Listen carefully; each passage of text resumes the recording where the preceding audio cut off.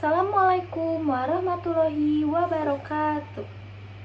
Halo teman-teman semuanya. Di sini saya akan menjelaskan tentang pewarisan sifat pada makhluk hidup yang berhubungan dengan genetika dan pewarisan sifat pada hukum Mendel. Selamat menyaksikan. Baik, sebelum masuk ke materi yang pertama, kita harus mengetahui tujuan pembelajaran pada materi pewarisan sifat. Di sini tujuan pembelajaran yang pertama yaitu adalah memahami genetika sebagai dasar pewarisan sifat. Yang kedua, memahami hukum pewarisan sifat pada hukum Mendel. Oke, baik. Di sini kita akan melanjutkan materi pertama, yaitu tentang pengertian pewarisan sifat pada makhluk hidup. Apa itu pewarisan sifat? Pewarisan sifat adalah ciri yang mewariskan dari orang tua kepada anak-anaknya, yang merupakan pewarisan materi genetika. Genetika juga bisa disebut sebagai gen.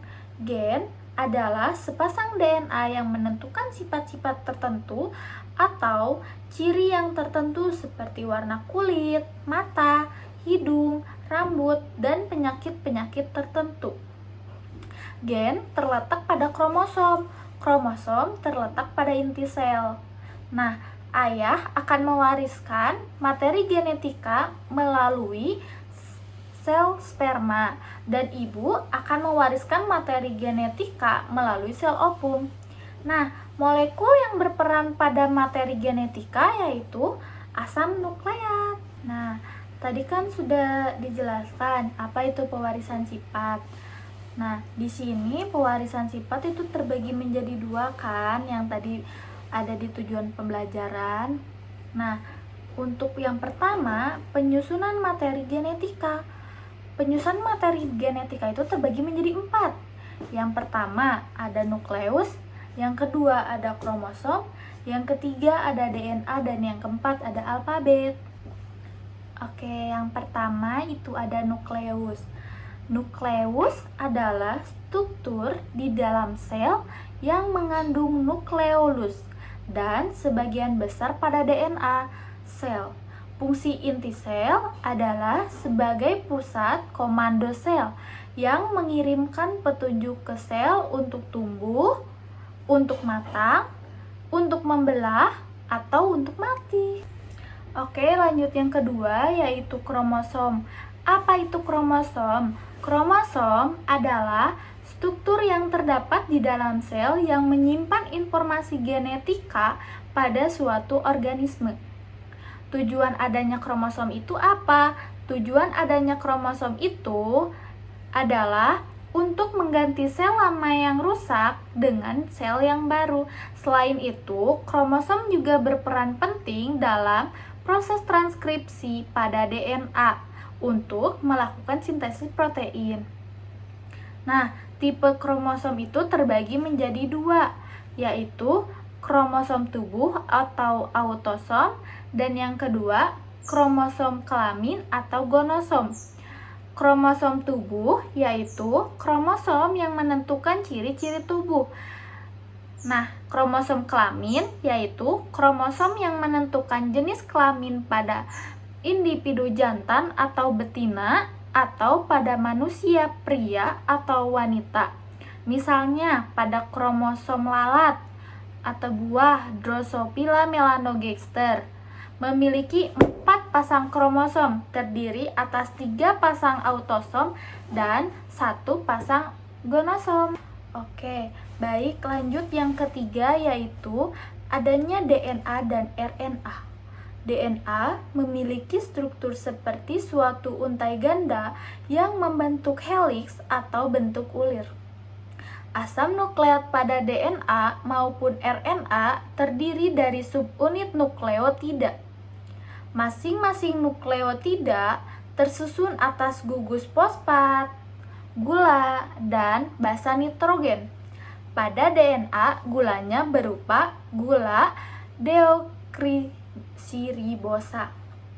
Sedangkan pada RNA, gulanya adalah gula ribosa. Nukleotida ini dapat dibagi menjadi struktur yang lebih kecil, disebut nukleosida. Satu unit nukleosida tersusun atas gula dan basa nitrogen tanpa gugus fosfat. Ada 4 senyawa yang selalu berpasangan dan yang menyusun pada DNA, yaitu adenin atau A yang selalu berpapasan dengan timin atau T, serta guanin atau G yang selalu berpapasan dengan sitosin atau C. Basa nitrogen, adenin, dan guanin dikelompokkan dalam basa purin, sedangkan timin dan sitosin dikelompokkan dalam basa pirimidin. Pada RNA tidak terdapat basa nitrogen timin atau T. Basa nitrogen timin ini pada RNA digantikan oleh basa nitrogen urasil. Nah, kalian bisa lihat di gambar yang di sebelah saya. Itu termasuk contoh gambar pada DNA dan RNA. Contoh bentuk gambar DNA dan RNA. Nah, sebelum lanjut ke materi selanjutnya, di sini terdapat istilah-istilah pada genetika. Nah, gen adalah segmen tertentu pada DNA yang ada kromosom yang menentukan sifat keturunan tertentu. Kromosom adalah faktor pembawa sifat keturunan dari induk kepada anaknya. Parental adalah induk, filial atau F adalah keturunan. Homozigot adalah pasangan gen yang sama kuat. Homozigot berdominan A besar, K besar atau M besar. Dan homozigot juga memiliki resesif A kecil atau K kecil atau M kecil. Heterozigot adalah pasangan gen yang tidak sama kuat atau beda, yang berdominan A besar A kecil atau K besar K kecil atau M besar M kecil. Galur murni adalah keturunan satu induk organisme dengan genotip homozigot atau biasanya berdominan. Oke, nah di sini lanjut ke materi yang kedua, yaitu tentang hukum pewarisan sifat atau hukum Mendel. Hukum Mendel memiliki 3 bagian, yaitu yang pertama persilangan monohibrid dominan, yang kedua persilangan monohibrid intermediat, yang ketiga persilangan dihibrid. Nah, di sini ada penjelasan tentang persilangan monohibrid yang dominan atau hukum yang ke-1 pada Mendel. Persilangan ini merupakan satu sifat yang berbeda, di mana sifat resesif terkalahkan atau tertutupi oleh sifat dominan. Persilangan ini menyatakan bahwa pada pembentukan gamet terjadi segregasi atau pemisahan alela secara bebas dari diploid menjadi haploid. Contohnya, bunga mawar yang disilangkan dengan bunga mawar putih. Yang kedua, ada kucing berbulu putih yang dikawinkan dengan kucing berbulu hitam. Yang ketiga, ada wanita yang berambut keriting kawin dengan laki-laki yang berambut lurus. Nah, yang kedua yaitu persilangan monohibrid intermedian atau hukum yang kedua pada Mendel. Merupakan persilangan satu sifat yang berbeda, di mana sifat resesif dan sifat dominan saling mempengaruhi pada keturunan. Sifat keturunan merupakan antara dari sifat kedua gen pada induknya. Persilangan ini menyatakan bahwa pada waktu pembentukan gamet terjadi segregasi atau pemisahan alela secara bebas dari diploid menjadi haploid. Contohnya pada hukum 2 Mendel yaitu tentang persilangan dihibrid, persilangan dengan 2 sifat yang berbeda, dan yang terakhir hukum penggabungan secara bebas.